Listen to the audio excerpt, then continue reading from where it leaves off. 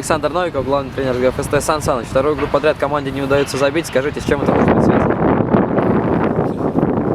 Знаете, в футболе все очень много вещей зависит от удачи. Мастерство.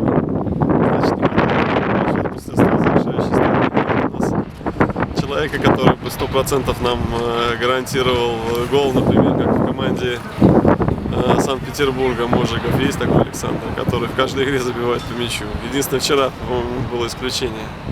Ну а так, конечно, нам голы, даже посмотрев в графу забитые мячи, мы просто эти голы рожаем. Рожаем их в муках, в трудах больших. Вот. И сегодня, в общем-то, имея 5 стопроцентных моментов, мы, к сожалению, не смогли ни одного забить.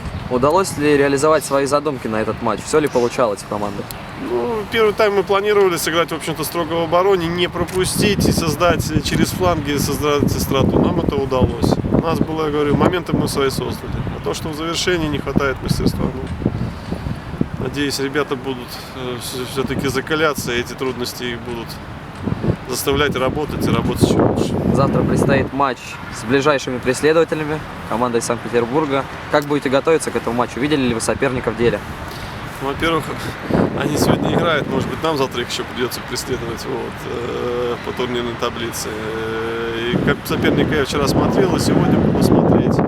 Что команда заточена на атаку, команда в каждой игре забивает.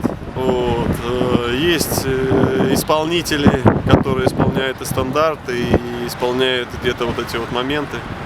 Я думаю, нас ждет завтра очень тяжелая, но в то же время интересная игра. Спасибо большое.